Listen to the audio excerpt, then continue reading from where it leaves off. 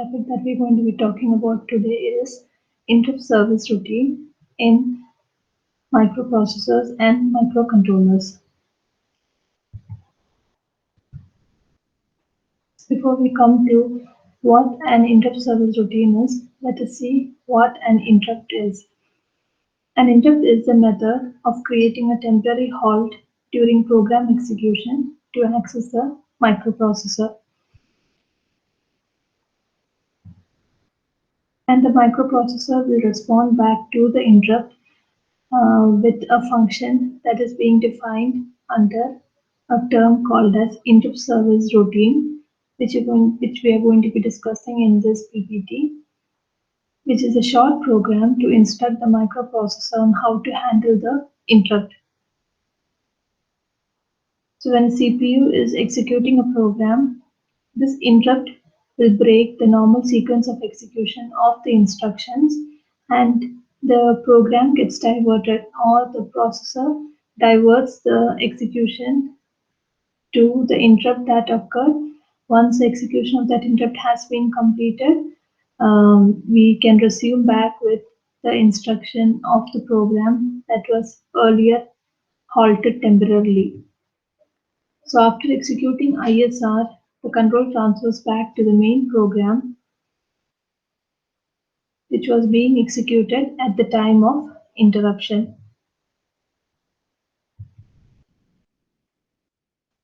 This is the pin diagram of 8086 microprocessor. And before we go into details on ISR, let's see the different types of interrupts.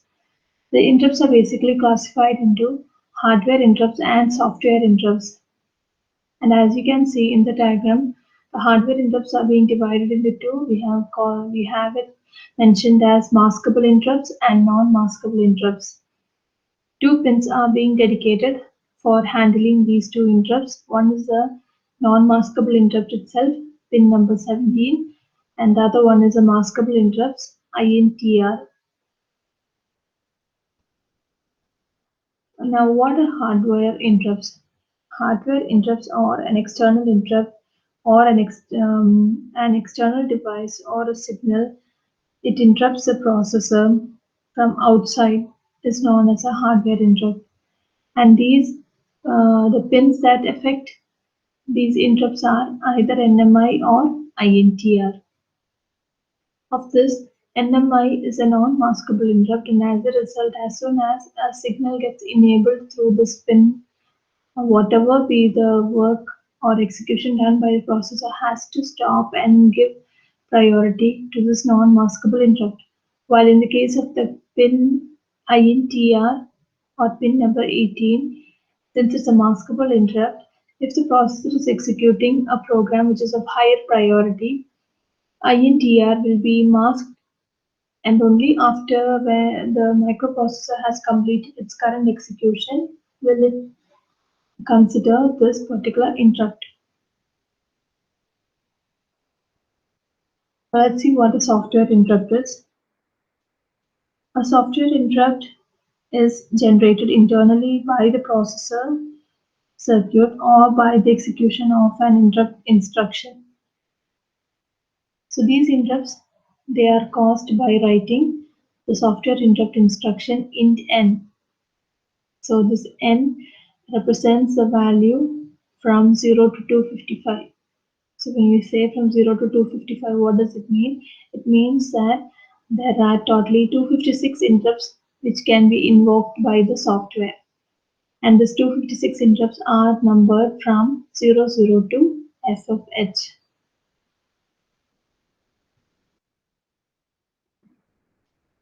Now, when you try to picturize it, the microprocessor is executing a program, and the microprocessor is executing a program, an interrupt occurred or a signal or a software interrupt has occurred. When a software interrupt has occurred, the microprocessor has to stop execution of its current instruction, and then the interrupt which has occurred has to be given importance, and that particular function has to be defined or executed.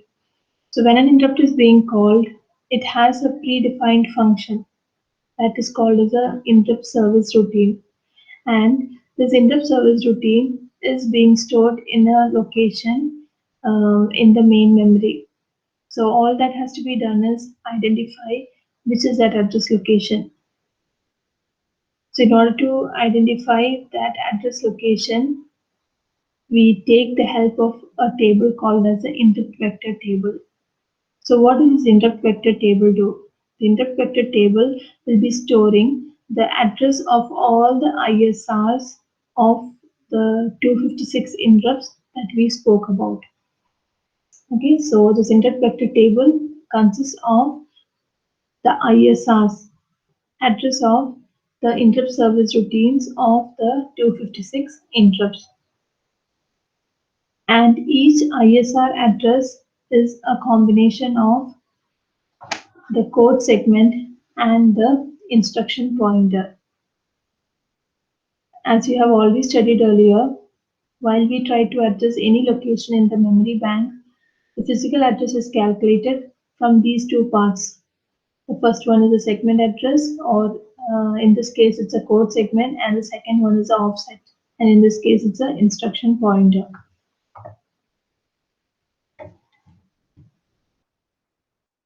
And each interrupt service routine address is of 4 bytes. So when you say 4 bytes, 2 bytes are used for storing the 16-bit address of the instruction pointer, and 2 bytes are used for storing the 16-bit address of the code segment. And as a result, each ISR address will require 4 locations to be stored. And since there are 256 interrupts, it will take the total size of the interrupt vector table will be 1 KB. Now the code segment will be starting at location 0000. So the 0th segment of the physical address space has reserved 1024 locations for storing the interrupt vector table. So the code segment value is going to be at 0000, while the offset values will change, and around 1024 locations are going to be allocated for it or reserved for it.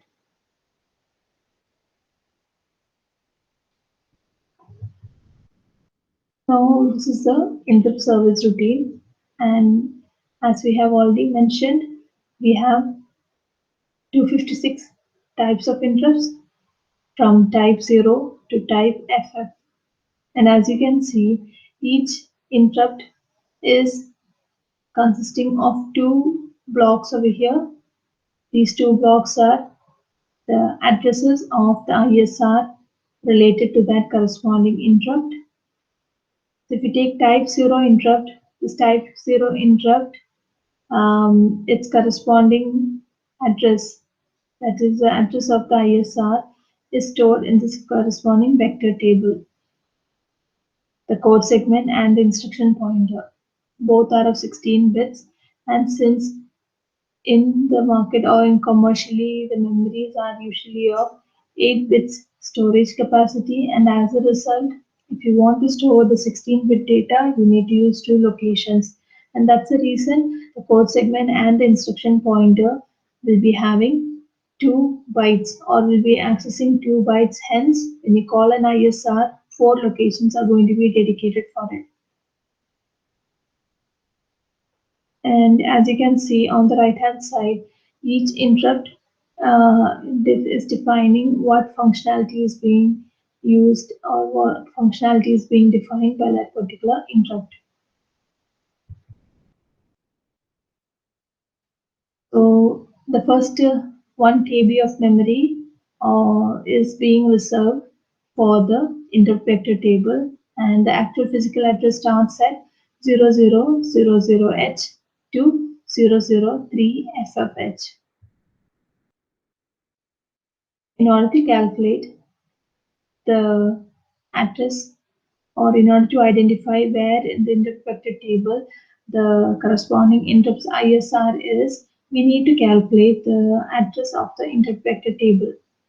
And in order to help us to do that calculation, we consider the instruction int n.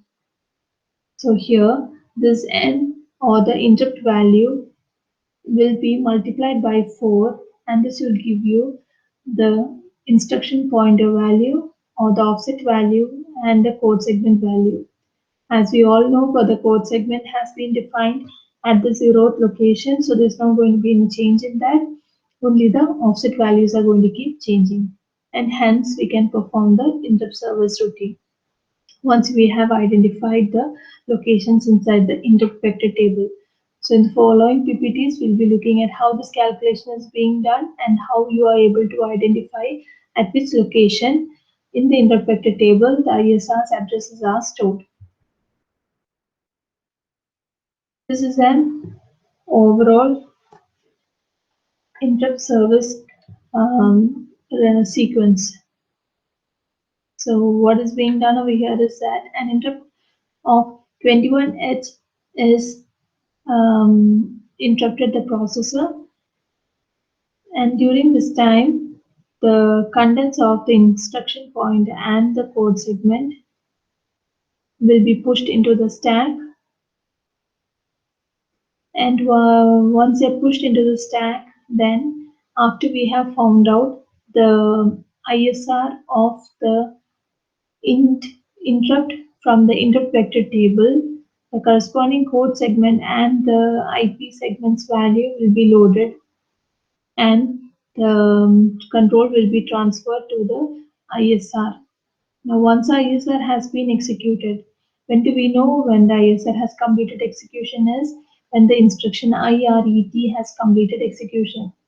So IRET is nothing but interrupt return, and when interrupt return has reached, the system or the processor understands that the ISR has completed its execution. Then what happens is you get back the control of the program which had been halted temporarily. How? By popping back the address of the code segment and the instruction pointer as well as the program status word back into the program counter. And then you can start or you can resume back with the program which had earlier halted temporarily. So this is just an overall interrupt cycle when an ISR is to be executed. So now let's look at the instruction int n, which is going to help us to identify the address of the interrupt vector table where the corresponding ISR is being stored.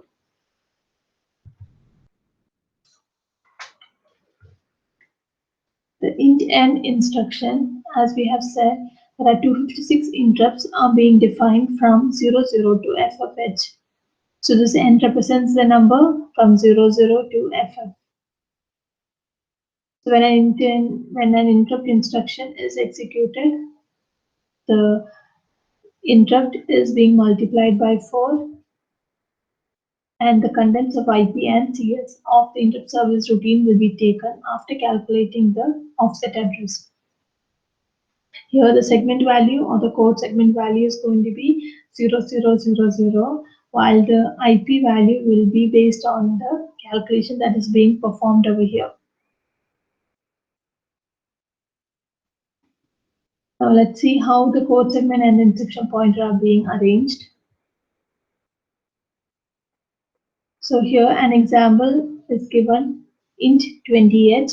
So first we calculate the IP or the offset address. So the offset address is going to be 20 into 4, that is 80h.